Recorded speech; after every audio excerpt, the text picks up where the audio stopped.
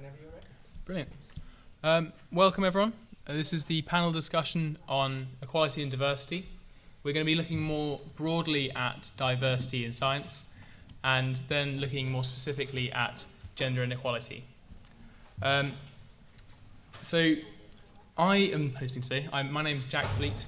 I am a third year biological and medicinal chemistry student and a member of this year's iGEM team. So this panel discussion is a collaboration between Expression FM, XTV and Exeter iGEM. iGEM is a competition, a synthetic biology competition run across the globe, which has teams of high school students, undergraduate students and overgraduate students, postgrad students, where they have to have a lab-based project and a outside outreach project. In the lab, we work on creating synthetic systems that would improve the field of synthetic biology, which is a multidisciplinary field made up of biology, chemistry, physics, maths, computer science, and engineering. In the lab, you can have applications with therapeutics or plant synthetic biology or energy and environment. And then the outside research is outreach, so public engagement and education, changing policy, looking at equality and diversity, for example, which is why we're here. So we wanted to better understand what the problem is with gender inequality in science and what the problem is of a lack of diversity, if there is one, and discuss that. So when I spoke to my friends about this panel discussion that I was hosting it, quite a few people were shocked. And one even said, why are you qualified to host a panel discussion on equality and diversity? You're the least diverse person I know. And whilst that may be true, in that I'm a white male from a reasonably privileged background, and the closest thing in my ancestry to diversity is 1/8 or 1/16 Isle of Man, why should that matter? And what really is diversity? When you look at gender inequality, you don't just think that's a woman's problem. You think that's a male and female problem. It's everyone's problem. So, for example, the He for She campaign is a campaign run by the UN, which seeks to prove that men and women alike both want to be involved in making gender equality fair. So the He for She campaign, at the time of researching this, at the time of looking, they had 1.3 billion gender equality actions and counting. That's 1.3 billion conversations, 1.1 million commitments, and 1,100 events. Of those 1.1 million commitments, over 960,000 of them were by men. This shows that men and women alike both want to be involved in making a difference in gender equality, and that applies to diversity as well. It's not just any one race's problem, it's not just any one religious problem, it's everyone's problem. So we should fix it all together. So the aim of this is to open up the discussion to a wider audience. We want to start conversations, and we want people to think more broadly about what they can do to make a difference. So we're going to be using a hashtag IGEM2016 if you want to tweet questions or any of the issues raised and try to provide answers or actions that you think might be possible. But I'm very grateful for having a panel here today. We have a diverse range of student and academic representatives. There's the VP of Welfare, Alec James. The VP of Welfare role involves sort of ensuring that the university is an inclusive place for all and that students have the support that they need. There's Laura Howard, the academic representative coordinator for the Students' Guild, providing support for undergraduate students in the STEM subjects. Dr. Alison Hill is a senior lecturer in chemistry at the university, a really good lecturer as well, and nominated for Teaching Awards in 2012. And Dr. Rob Wilson, who was quite last minute, but thank you very much for being here, is the chair of the Athena Swan group and a senior lecturer in conservation biology. So we're going to start off the discussion with what should be a relatively easy question. What is diversity? Dr. Hill? That can mean different things depending on what part of the country you're in. So if you want to keep it simple, it can mean both women and men, so we're not having segregation of the sexes. Obviously, we can then bring into that a diversity of races, if you like. So let's be crude here and say people of colour, so we want mixture of Asians and black people as well as the whites. But then we can also extend that to gender, as in not just the traditional cisgender, but opening that up. So a mixture of, if you like, lesbians and gay men and so on. And so I think some of these are obvious. We can tell from the colour of someone's skin what race they are. We can think we know what gender they identify by looking at them, but there are other things that we can't know about a person, okay, and we can't assume. Laura? Yeah, I'd say the idea of diversity is sort of getting representation from people of all different backgrounds, whether it be sort of racial, sexual orientation, gender as well, socioeconomic background as well. It's just representing people who are different. Great, yeah, I'll try not to make too much noise with this quite stylish mic. So, yeah, diversity as above, really. It's the whole core of who we are, and part of that stuff that's easily identifiable, or not always easily identifiable, where we come from, our backgrounds, our gender, our religion, our sexuality, any of that stuff. Also hobbies, interests, friends, families, the whole core of who we are is diversity, and that's something to promote and celebrate, I think. Yeah, I think I'd agree with all of the other correspondents. I think diversity is to do with all of the features that make up the identities of different people in an environment, being inclusive to all those identities, and not making any assumptions about how a person is like or who a person is because of the particular characteristics that they appear to exhibit. And this has sort of resonated in the scientific governing bodies. The Royal Society of Biology, they have a lot of focus on gender equality, the Athena Swan Charter and Women in Science programs. And the difference is that the Royal Society of Chemistry has more of a definition that Alec was saying, in that it involves everything in like hobbies, pregnancy, maternity, sexual orientation, also looking at communication style and education, their experience, their first language. And they said that we believe we have a responsibility to promote inclusivity and accessibility in order to improve diversity. So with this in mind, is the university doing enough to promote inclusivity and accessibility for all? Dr. Wilson? Well, I think that universities are driven by many factors. They're driven by how they are perceived in the popular press. They're driven by how they're perceived in the wider education community, and they're driven by how they're perceived politically. So universities are also staffed and also support students who are the most highly educated people and should be the most highly informed people in the country. So there's certainly, we should be the best at incorporating and including a wide diversity of people. Universities are also driven by the funding that actually is able to keep employing the people that work in universities. And so when the research councils who provide a lot of funding for the universities, when the government who also provide funding for the universities, when they say, yes, this is something you should be thinking about, clearly universities listen to that.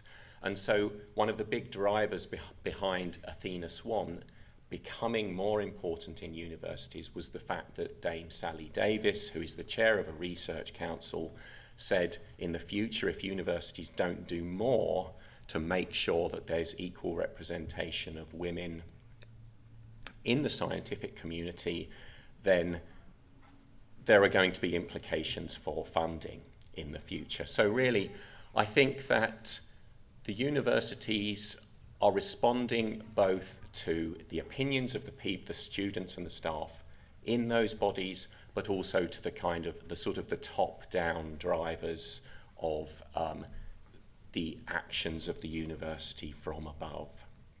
Are they doing enough? They're starting to improve the amount that they are doing, I think. Mm-hmm. Would you like to add on that? Yeah, thanks, Rob. I think there's a lot of wisdom there. What I have, I guess, is a society that is a lot of the time fundamentally unequal, and we don't all start on a level playing field. And I think it is the responsibility of us as a university, as a guild, as a place of learning to try and remove those barriers as far as we can and try and make sure that everybody has an equal opportunity to come here. And I think the university does have, they call it WP, widening participation, very high on their agenda. And we as a guild as well work hard to try and make sure that this is a place that everybody can come to regardless of where they come from, where their identity is, what it's in. But we're not there yet. We're doing our best, but we've got a long way to come with it. Mm-hmm. I would say as a member of Senate, I went along, well, not as a member of Senate, but a member of university, but I am a member of Senate, and on Tuesday the Vice-Chancellor gave a talk to the entire university that anyone could come along, and he announced briefly how the university is actually changing how they select the students to come here. And it's going to be a very complex, very novel, very new and radical solution to try and mix up who actually gets a chance to come through the door. Because I think as a lecturer, I don't choose who sits in my class. I choose how I react to those people, but I can't choose who gets in. And so the university has decided that they're going to actually do something. They've always done widening participation. They've always considered what school you've gone to. But now they're actually going to consider your postcode, your actual socioeconomic place in society, if you like. And they will be making radical changes to how they make offers to students. And it'll be very interesting to see how that manifests itself, both with who we get to teach, and if there is a change in the student body, and how those students coming in, if you like, from a non-traditional background, how they cope at university. And if we do bring them in like that, we will need to support them and make them feel welcome. Do you want to add? Okay. You want to add? I mean, as a student of colour, I was a student of colour, sorry, I should probably explain. I did a BSc in biological sciences and I just graduated. I think I disagree with saying that the university currently does enough to drive sort of diversity. I was one of two other black girls on my course, and that is kind of quite sad to see, especially when you have come from somewhere from like London, as I did.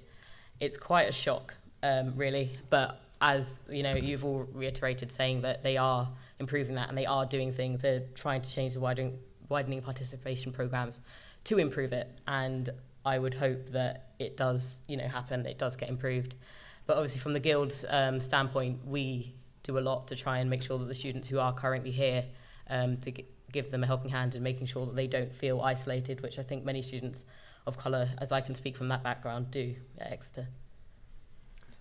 So recently there was sort of controversy over the white t-shirt social, snow sports white t-shirt social, where some comments were made that were offensive, racist, and offensive. Does anyone think that this kind of events are excluding students from our university? Is that something that is it making so that students are less likely to come to the university, seeing that other students are acting in the way that's happening there? We like to say we hope not, but obviously what's happened is awful. It's totally not all right on any level. That's why as a guild we've taken a series of, we hope, very quick, proactive, student-led steps to respond to the white t-shirt stuff. It's our responsibility to make sure when we have an event, be it a white t-shirt event, be it anything else at all, it happens in a way that means that anybody who comes through the revolving doors in the forum feels feels welcome at that event, feels at home, feels safe. So we've responded to that. We've got a series of regulations in place for future socials. And we had a meeting today about how we can better train our society committees and make sure when they run events, they do so in a way that takes into account anybody and encourages us to think not just of the experiences we've had when we're growing up, but what other experiences people might have had before they come to university. How can we do an event that includes them and their experiences? So how would the academics, what would the academics do to change this from happening again, stop this from happening again?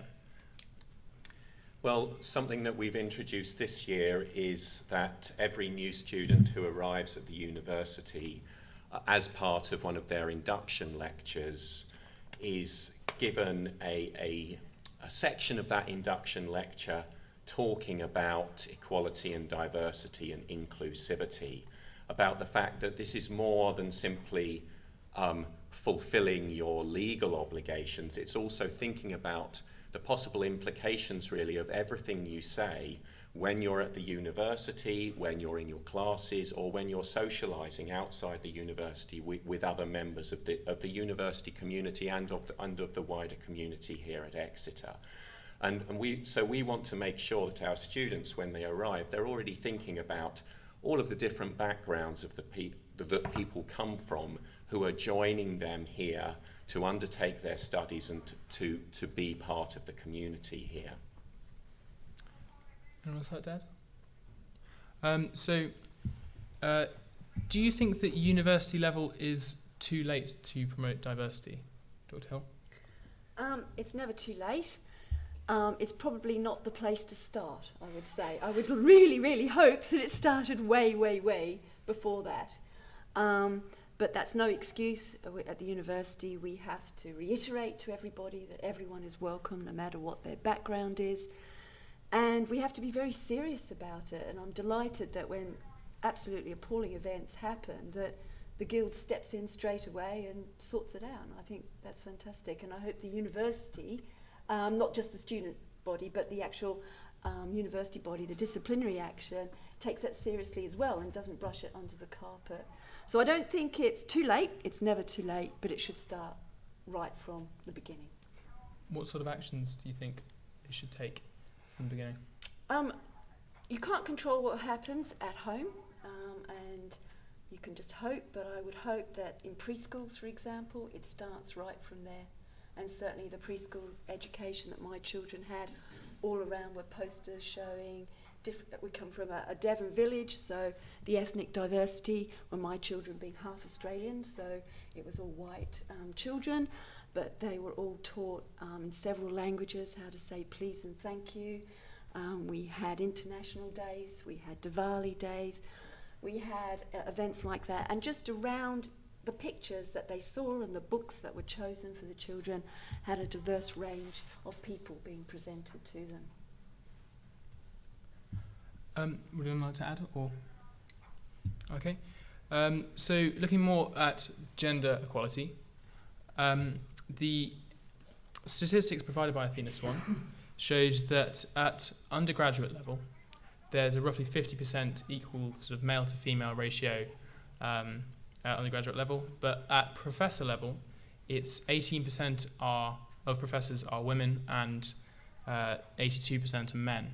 This is actually under the average of the UK for universities. It's 20% female professors. What do you think are the reasons for this, Dr. Wilson? So the Athena Swan initiative is set up by an organisation called the Equality Challenge Unit, and it was specifically set up to try to increase the representation of women in senior science roles. The remit of Athena Swan is now somewhat wider. It's also focusing on inclusivity more generally. However, the original driving factor, as Jack pointed out, was the fact that we get these reductions in the proportion of female staff as we move from students through more junior staff to the most senior professorial roles. And so a big part of the Athena Swan initiative is actually interrogating these data and trying to use that to understand what it is that's driving it, and therefore to set actions in place to change this fact. Now, what we find is that we have approximately 50-50 male and female students in biosciences, for example, in some of the other sciences. At postgraduate level, it's also approximately 50-50. And also at postdoctoral level. So the research staff who are doing 2 or 3 or 5 year fixed term contracts in a laboratory after they've done their PhDs, also approximately 50-50. And it's once we get from those fixed term roles through to the permanent staff employed at the university who are carrying out lectures, who are applying for research funding at the universities, that we get this very rapid decline really in the proportion of staff who are female. There are many factors that might be involved. One of the big things that we've seen is simply that when academic roles are advertised in biosciences, and this goes for other universities as well, about twice as many male applicants apply for those jobs than female applicants. So even if we then have measures in place to make sure that we're fair when we address those applications, that there isn't any gender bias in the process of shortlisting and interviewing, we're faced right at the beginning with a reduction in the proportion of female applicants for those roles. So I think we need to ask ourselves, one, why we get this greater proportion of males applying for those academic jobs than females. Would anyone like to comment? I'd just like to say, and when they get in, there's also a bottleneck for progression. So if we actually look at our department, 20% of the lecturers, as in the lecturer classification, are women. Of the senior lecturers, it actually rises to 40%. So if you do get in, there's a program that you go through, your probation and everything, you have to do all these qualifications, and then you get to the senior lecturer. But then you have to apply to go to associate professor. And of the 11 associate professors in the biosciences department on this campus, only 1 is a woman. And you can't really become a full professor until you go through that associate professor. So at the other end, we have 3 of the full professors who are women and 1 who's our head of department. But there are an additional 8 males who have made it through. So it's not just, although that's the start of the pipeline, getting them into the department. There's a second bottleneck at that senior lecturer stage, trying to move them on to the associate professor. How do you think that we can change that? Well, part of the problem, specifically to our department, is that we have a lot of female members of staff on the education and scholarship route. And it's very, very difficult to get promoted to associate professor. To get promoted to associate professor on the E&S route, you have to be a national teaching fellow, and there are 55 of those in the entire sector every year, so that's quite hard. And you also, on top of that, you have to be a principal fellow of the Higher Education Academy, and to qualify for that, you have to have a senior management role in the department. So a senior management role is required for promotion, if you like, for any of our staff to get to the associate professor. And so it may be, and Dr. Wilson will know more about this, that it's the lack of leadership roles for the women that is preventing them getting to that associate professor role.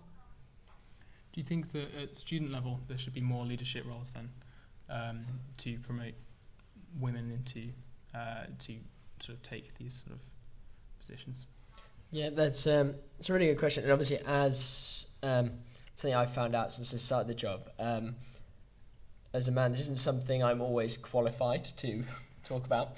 A great deal of this role is not saying what would make things better for women, but it's asking and saying, right, what are the factors that make this more difficult? What prevents it, and what can we do in the various positions we've got to help make that not a thing anymore. So, well, as I said in the original sort of speech, it's not just any one gender's problem. But what do you think that men could do to make a difference? Is there a specific thing that men could do to try to change like the bias that there is? Really good question. Again, I think off the top of my head, I am listening. I think that's step one, is to be aware of the inequality exists, not just in a male-female binary sense, either across gender more broadly, and listen and find out what we can do. And I think that's step one. And if anybody come into the office anytime. Yeah. So certainly at our level, the university has got behind a scheme called the Aurora Scheme, which encourages lecturers, early career researchers, and senior lecturers, those areas before that bottleneck, to go and get leadership training. And certainly I've been on that program, and the university is very proactive about that. The Athena Swan committee has suggested that all leadership roles within our department are advertised, and it's not just a selection process from the head of department, that they're actually open for anybody to apply, so that it's not assumed, that person's too busy with their family, they won't want to do this. So no assumptions are made by any member of staff, whether they're male or female, and everyone has a chance to apply for those leadership positions.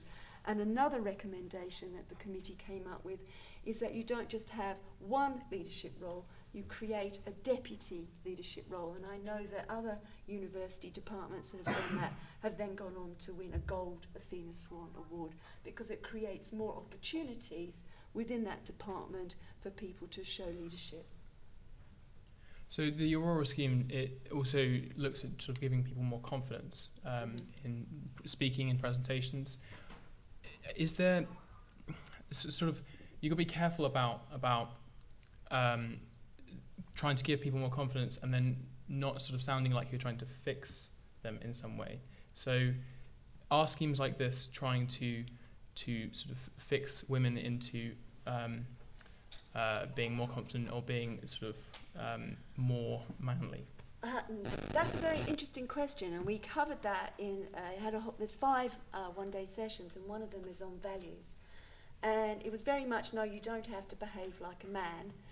You can stay true to your own values. And then we were asked to actually find out and think about what were our values and what was really important to us. And that is obviously determined by who we are, where we've come from. So no, I honestly don't think, and I don't think I could ever change who I am, so I don't think it's required for women to behave like men. Perhaps that's what some people had to do in the past. It was the whole aim of the course, and the reason it is not to try and solve this with quotas and not solve it with promoting women over men, because that's not fair either. And women certainly don't want to be given a job and then be told you only got that job because you're a woman, or you only got that job because you're black, or you only got that job because you want to at least think that you got there on merit. And so the idea behind the Aurora Scheme is to get you thinking about how you can influence changes and what are your values, and yes, how to have those difficult conversations. So how much do you think that the way that we're brought up affects our attitudes now? I would say it probably does quite a great deal.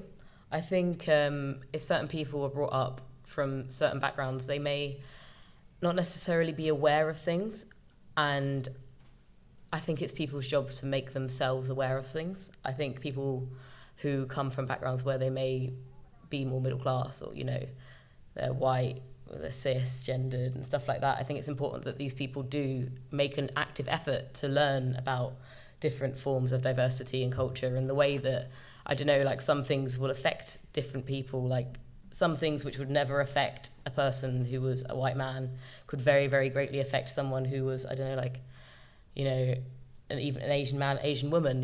I think people need to make sure that they are aware, because at the end of the day, it's not really being taught well enough in schools currently, so people need to do it themselves. And hopefully that will be changed, but we're not going to be able to do that on this panel, are we? So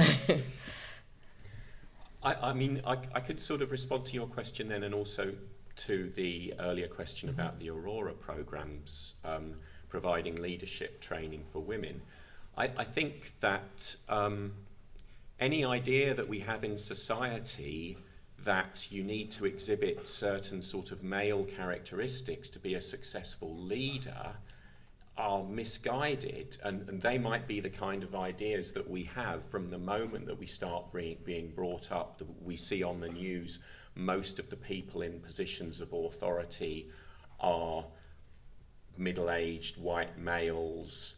We go to university, we find that most of the senior academics are middle-aged white males. And actually, the university, and I think any other organisation, will benefit from having a wide diversity of people in positions of authority, bringing the particular perspectives and skills that they have to those positions.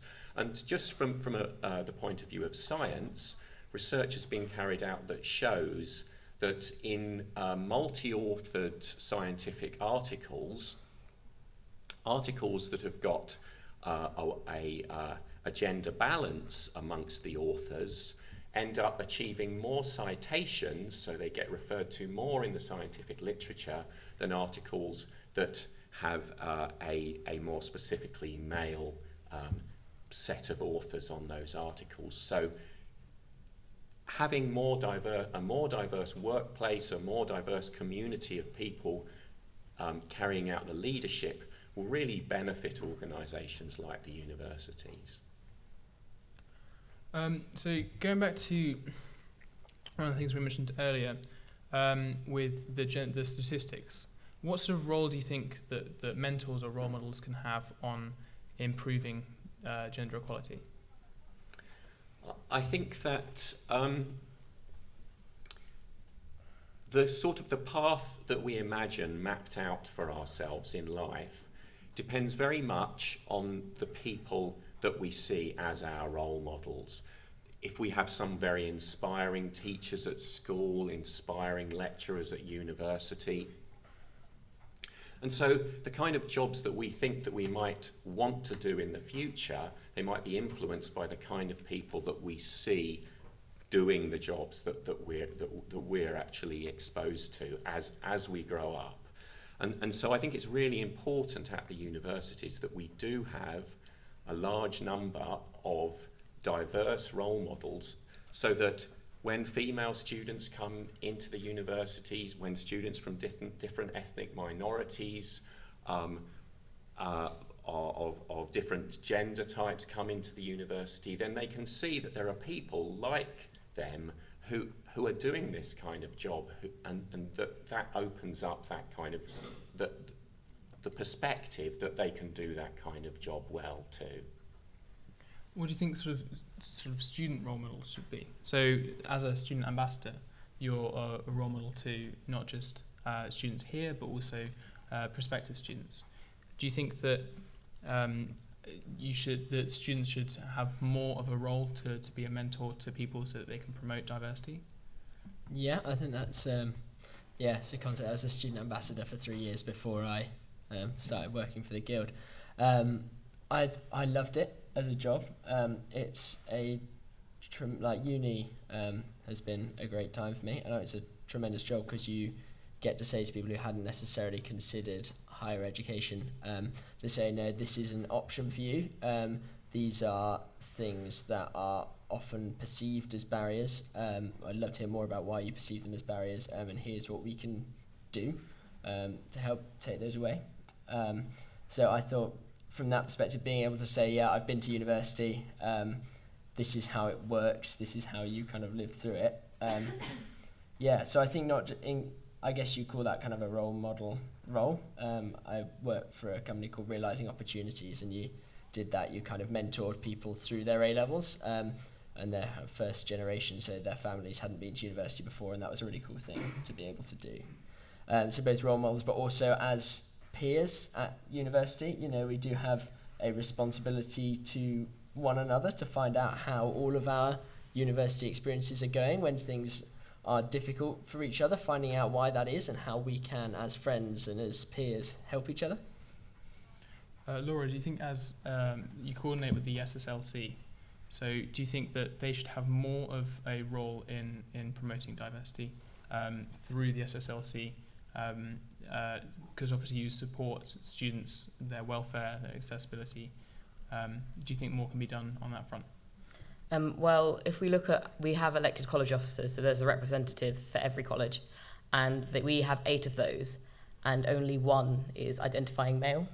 So when talking about, student positions of leadership, obviously women aren't afraid of getting involved with leadership positions, and at this level where they're all being elected in, there is no sort of bias on that level.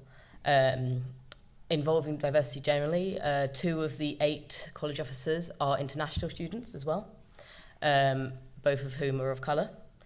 And I think that obviously to engage students in diversity itself, the students that are engaging you should be diverse. I'm very much a person who thinks that people look up to role models of people who are like them, whether that would be someone who's gay or black or like whatever the example is.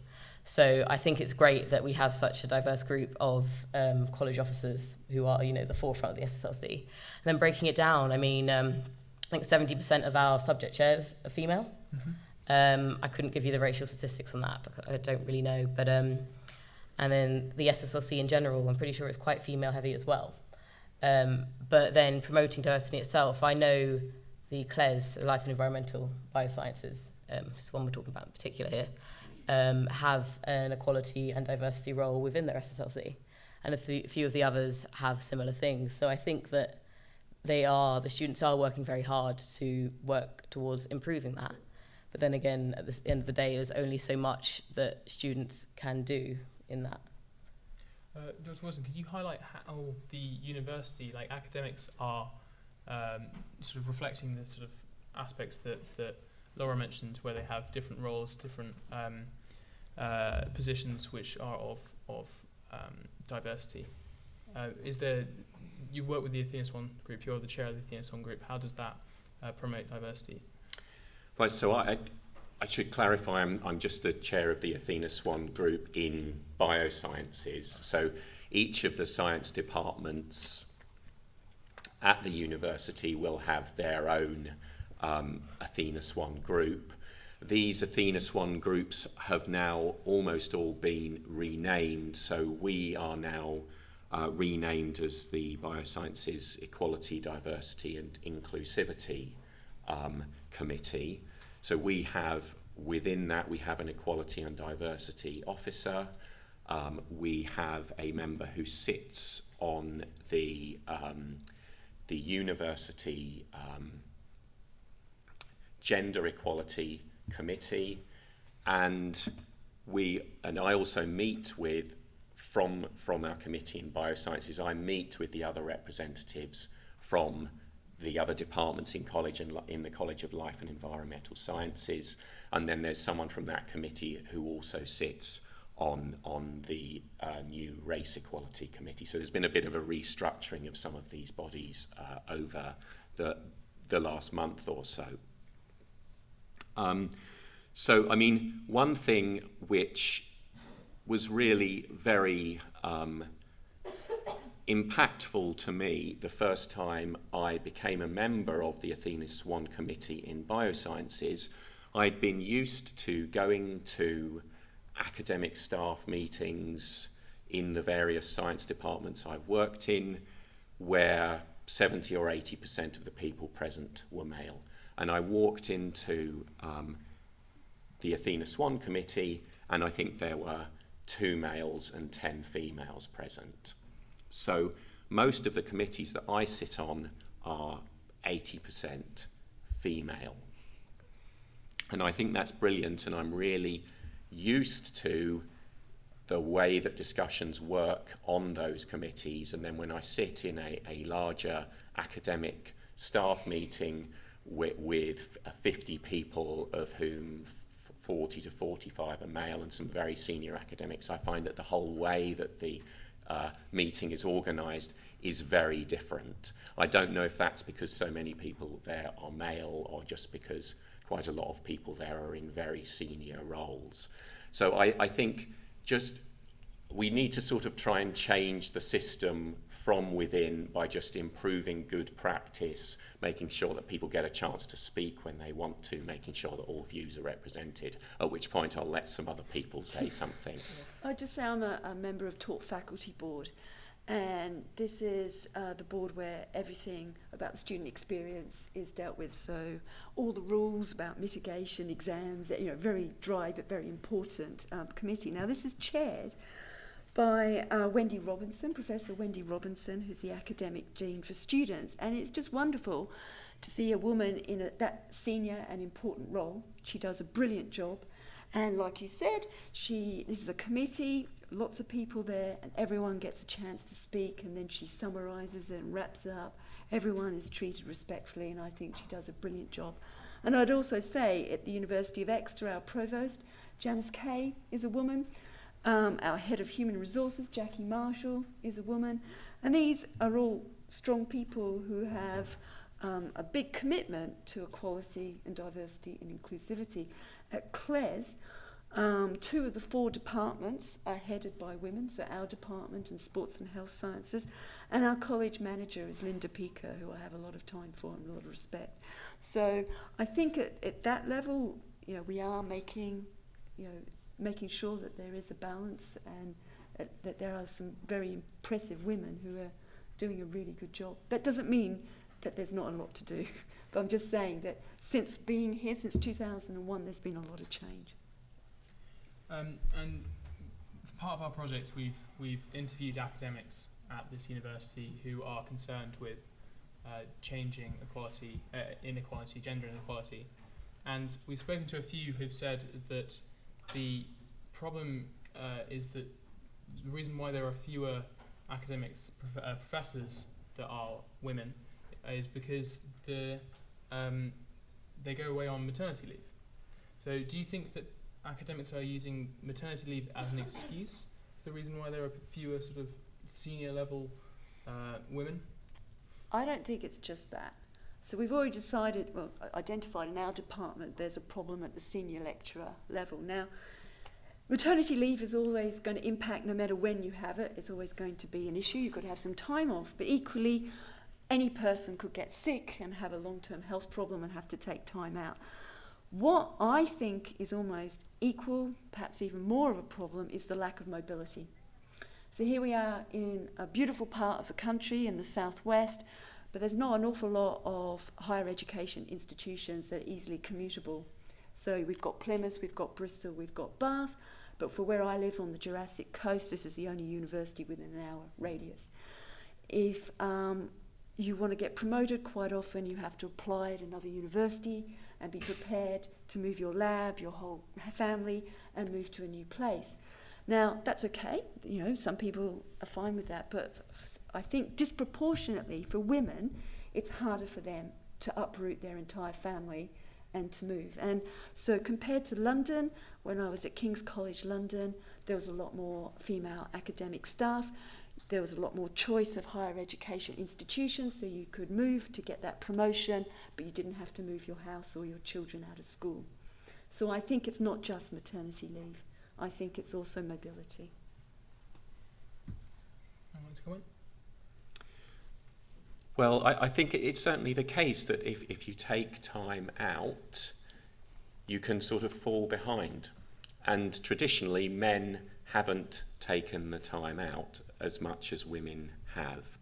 And also, there has been less of an expectation that men would take the time out, perhaps less of an expectation that women would be driven to go on achieving afterwards as well. And I think that Alison referred to this a little bit before, with the idea that maybe some senior managers might think, well, these people, they've just had children, maybe they want to work part-time now.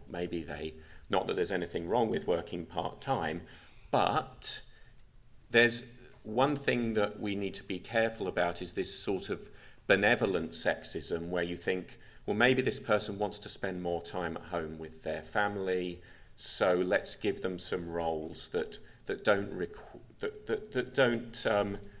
perhaps give them so much opportunity to tick the boxes that at the moment are used for people to demonstrate that they're ready for promotion, for example. And certainly, when I expressed about 4 years ago that I'd like to eventually be promoted to associate professor, there was this absolute shock by the person who was doing my annual review. He couldn't believe it. So I do work part-time, I am on the education and scholarship scheme, but it was news to him that I wanted promotion. He assumed that I was happy being a senior lecturer.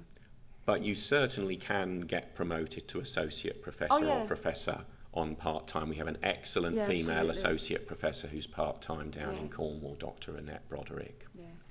Okay. So Laura mentioned earlier that she thought that perhaps not enough is being done to promote inclusivity at the university. But so we're a member of the Athena Swan. We're part of the Athena Swan, so we promote gender equality. But we're not part of the Racial Equality Charter. Does this mean that the university is weighing gender equality as more important than racial equality? Well, as I understand it, the university has applied to be a part of the race equality mark, but this year has not succeeded in achieving that. So, as I also understand it, a focus group has been set up to look at the perspectives of people of different nationalities and different ethnic groups in the departments, and to start trying to address that problem here. Okay. So one last question, and then we'll sort of open up to the floor, I suppose. What more do you think that students can? What role can students have in promoting diversity? Wow, where to start on this? I think a lot of it. I don't want to sound like I'm banging the same drum, but it's listening, and it's accepting that the experiences wherever we've come from, that we've grown up with, are not the experiences of everybody else that's here, and so we have a responsibility to find out what those are, educate ourselves, and I'm learning more every day, and it's really fun. So doing more of that, I think. Yeah, like just as Alex said, it's to do with the idea of promoting intersectionality, making sure that people are aware, and by having like more sort of diverse people within leadership roles, whether that's in A and V or the SSLC, people are able to see that, there are people who, in inverted commas, like me, doing these roles and stuff like that. I'd just say that the university is really committed to this. It requires all staff members to do equality, diversity and inclusivity training as part of our job, so that we are at least aware, because as Laura has pointed out, people who are white don't know what it's like to be highly visibly different, if that makes sense. And we don't necessarily understand, if we're cisgendered, what it's like not to be that. And so we are trying, I think the university is definitely moving in the right direction to make sure that we are all trained to at least appreciate the diversity. And I welcome that. I think the fact that we're having this conversation is really a fundamental part of this, and I think we need to keep having this conversation even when all these actions are being implemented in the university, even as we change the makeup of the role models and the senior staff in the university, even as we increase, if we increase the widening participation among our students, we need to keep having this conversation, because it's going to take a long time, and you can always go on getting better, I think, and more inclusive. Yeah. Actually, one more before we open up. So academics that we've spoken to have said that for there to be an improvement in diversity and equality, there needs to be this massive social attitude change, a structural attitude change in society. Is this feasible? Not quickly. And I think universities, as we've already decided, we are allegedly the most educated and intelligent people in the country, and it's up to us to lead by example and just keep banging the drum and keep bringing it to the attention of people. Yeah. Okay, does anyone have any questions from the audience? Yep. Hi, thank you for your interesting talk. What some of you have talked about is how there's a lot of people of color and women working within your departments, but on a whole, like Exeter is very predominantly white. And for instance, what happened at the white teacher social, I personally believe that giving them lectures or banning it is not really the solution to it, because that's not how people will change their mentality, or that's like banning it is not going to stop people from being racist, because that's just the way they've been brought up. So is there anything, because that's a short-term solution right now, so what do you have lined up for long-term solution in terms of diversity? So this kind of thing doesn't happen in long-term, it's somewhere else.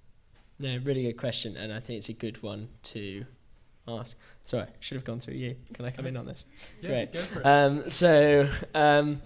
Yeah, a couple of things. I guess firstly, still slightly short term, next term, we're going to be launching a campaign alongside the Society's executive, kind of highlighting the diversity that we have in Exeter, celebrating that, and trying to encourage this idea that this is a place where anybody can come. Kind of a little bit more in the background to that. We are looking, we and a few other guild staff are starting a research project into the diversity of our leadership, why it is what it is and what we can do about that. So we'll be going around seeking insight for that and trying to learn so we can make it better. Yeah, I've got to say, like, I completely agree with you.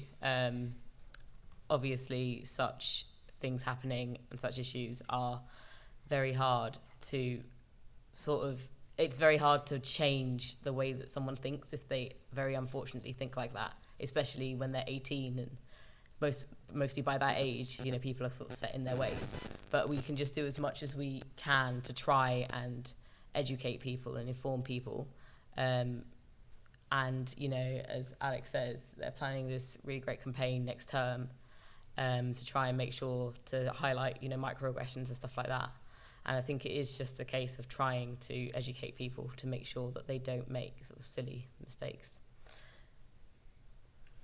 Yeah, I think the staff, we need educating as well. We need to know what it's acceptable to say, what kind of behaviour is acceptable. So we need to keep making sure that we're having this dialogue within the university departments as well. Yeah.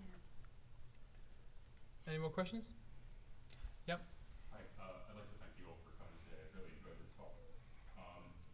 Canadian author and journalist Malcolm Gladwell recently looked at a comprehensive study of higher education in the United States, everything from philanthropy to how universities spend money to reaching out to disadvantaged youth. And he came to the conclusion that no matter what the university does to recruit students from a lower income class, it's quite difficult to reach those students if they haven't had the resources provided to them growing up, because he came to the conclusion that talent is inherently fickle, and if it doesn't have support throughout school, they aren't as likely to even make it to the stage where they're taking A-levels or in the US taking SATs. How do you think that universities, and particularly Exeter, can reach out to the local community and make sure that disadvantaged youth are more likely to reach A-levels, reach the open days? Yeah, this is a brilliant question, and you're right. We can only accept people who put themselves forward to apply. So what do you do about it? So Exeter does a lot of widening participation work at all levels. So, for example, we're heavily involved with the Exeter Maths School. So that is taking 16 and 17-year-olds, so that's the A levels. But again, that is a brilliant way, and that 25% of those kids are now going on to Oxbridge. And part of the problem with reaching, if you like, Oxford and Cambridge, those levels, is the extra tuition you need to excel to that level is just not available in a lot of schools. So one of the schools that I do outreach at, they will not support their students to make applications to maths at Cambridge because they do not have anyone qualified to help the students with the additional maths papers that they have to do. So they only send them. Here in Devon and Cornwall, Plymouth University provide a maths lecturer, and the students from Plymouth and Cornwall State School go for 5 days to get training for those step papers to reach it. So University of Exeter actually setting up a maths school, and they've got people who are boarding there, they're weekly boarders. They're actually doing a great thing to get people into physics and maths and computer science. The university has also set up apprenticeships, and that's been on the news here. So they've got people coming in instead of doing a traditional degree to do the computers. But you're right, even then you've got them to do the A levels, but what happens if they haven't done well enough at GCSE to get in? So I was struck by the SEMPS talk at the Senate meeting, where they said they're really struggling because only 30% of females take A-level physics. And so they can't apply to engineering, they can't apply to physics, and it's also detrimental for maths. So they were doing widening participation, going at sixth forms, too late. So they went in at GCSE, it's too late. They are now going into primary schools to excite primary school kids about maths and physics. And so all of us as academics, I do local schools to my local area in the Jurassic Coast, we go into schools at various levels to try and reach those people who, at a sufficient time, so that they go down that route. And certainly the government, one of its highest targets is to reach working class male students, because they are not presenting themselves. They are, for whatever reason, school is not cool, they're bombing out at GCSE, so they do different things instead of A-levels, and they don't make it to university. So that's why we have had to change what we do. That's where we're going to have to end it for today. Thank you very much for everyone, for coming. Thank you very much to the panel and XTV and Expression. Hope that it's been informative, but yeah, thank you.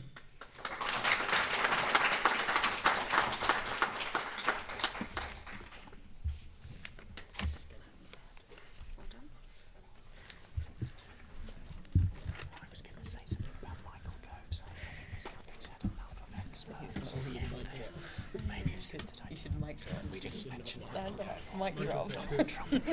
Really fun. Worse.